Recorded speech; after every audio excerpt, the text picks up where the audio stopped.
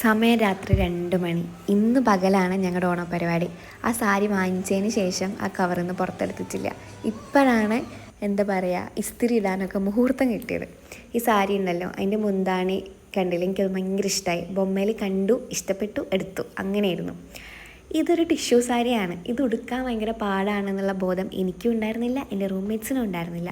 So ഞങ്ങൾ വിചാരിച്ചത് pleat ഒന്നും എടുത്ത് വെക്കണ്ട, വെറുതെ അയൺ ചെയ്യുക മാത്രം ചെയ്യാമെന്ന് വിചാരിച്ചിട്ടാണ് ഇത്ര ലാവിഷായിട്ട് വെറുതെ ഇരുന്നിട്ട് അവസാന നിമിഷത്തേക്ക് വെച്ചത്.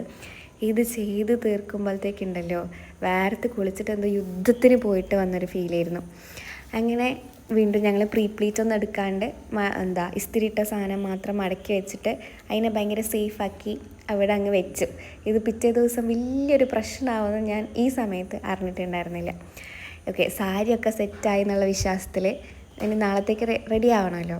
കുറേ സ്കിൻ കെയർ ഒക്കെ ഇട്ട് നാളത്തേക്ക് ഗ്ലോ ആവാമെന്നൊക്കെ ഉള്ളൊരു വിശ്വാസത്തിൽ കയ്യിലുള്ള സ്കിൻ കെയർ സാധനങ്ങൾ മൊത്തം എടുത്തിട്ട് മുഖത്തേക്ക് കമഴ്ത്തിയിട്ടുണ്ട്. But actually that toner is good. That milk toner is really good and it is from Hyphen. I will really recommend. പിന്നെ ലിപ് ഗ്ലോസ് ഒക്കെ ഇട്ടിട്ട്, ലിപ് ബാമൊക്കെ ഇട്ടിട്ട് അത് സെറ്റ് ചെയ്യും. മെയിൻ സാധനം എന്ന് പറഞ്ഞാൽ ഈ നെയിൽ എക്സ്റ്റൻഷൻസ് വെക്കലായിരുന്നു. നെയിൽ എക്സ്റ്റൻഷൻസ് പറഞ്ഞാൽ എനിക്ക് ലെങ്തി നെയിൽസ് വെക്കാൻ വേണ്ടിയിട്ടല്ല. എന്തിനാന്ന് വെച്ചാൽ ഈ നെയിൽ പോളിഷ് നെയിൽ എക്സ്റ്റൻഷൻസിനെ മേലെ വെക്കുന്ന സമയത്ത് കുറച്ചും കൂടെ ഫിനിഷിങ് ഉള്ളതുപോലെ എനിക്ക് തോന്നിയിട്ടുണ്ട്.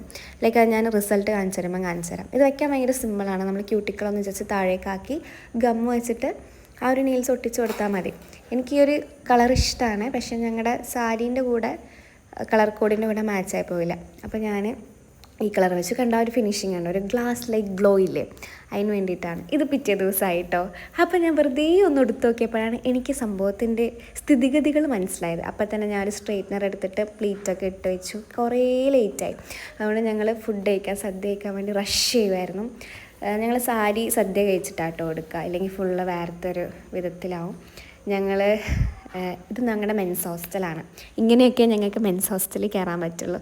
ഏറ്റവും മുകളിലത്തെ ടെറസിലാണ്. ഞങ്ങൾ ലേറ്റായി വന്നതുകൊണ്ട് സദ്യേൻ്റെ കറികളൊക്കെ ഭയങ്കര കുറവായിരുന്നു. പക്ഷേ not bad, it was okay. ഈ പാലട പായസം ഭയങ്കര രസമുണ്ടായിരുന്നു. ലൈക്ക് എനിക്ക് തോന്നുന്നു 2-3 ഗ്ലാസ് എങ്ങാണ്ട് കുടിച്ചു. ലൈക്ക് ഇന്നലെ 2 മണി തൊട്ട് ഞങ്ങൾ ഭയങ്കര കഠിന പ്രയത്നമായതുകൊണ്ട് ഭയങ്കര വിശപ്പായിരുന്നു. വേറെ ഫുഡൊന്നും കഴിച്ചിട്ടുണ്ടായിരുന്നില്ല. ഇനിയൊരു റഷാണ്. എനിക്ക് വേറെ ഒന്നും റെക്കോർഡ് ചെയ്യാൻ പറ്റിയിട്ടില്ല. റെഡി ആവുന്നതൊന്നും നേരെ ഈ ഒരു സാധനമാണ് റെക്കോർഡ് ചെയ്തത്.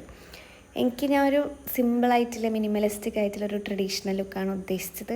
അതുപോലെ വന്നു എന്ന് വിചാരിക്കണം. ഇനി ഞങ്ങൾക്ക് നേരെ ഞങ്ങളുടെ ബാച്ച് എൻട്രീൻ്റെ സ്ഥലത്തേക്ക് പോകണം. അപ്പോൾ പോകുന്ന വഴിക്ക് ഞങ്ങളുടെ ജൂനിയേഴ്സിൻ്റെ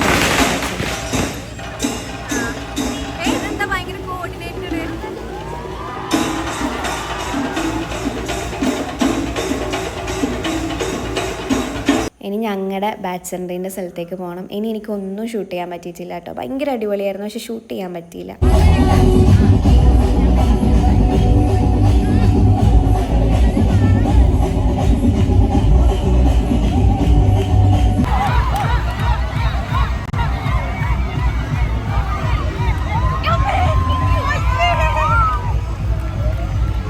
പ്രോഗ്രാം ഭയങ്കര രസമായിരുന്നു, പക്ഷേ കുറേ സാധനങ്ങൾ മിസ് ചെയ്തു. മഴയൊക്കെ ഉണ്ടായിരുന്നു, ഭയങ്കര അടിപൊളിയായിരുന്നു. അതുകൊണ്ട് ഞങ്ങൾ ചായയൊക്കെ കുടിച്ചിട്ട് ദിവസം വൈൻഡപ്പ് ചെയ്യാമെന്ന് വിചാരിച്ചു. ബാക്കി ഞാൻ നാളെ അടുത്ത വീഡിയോയിൽ പറയാം കേട്ടോ. ബൈ.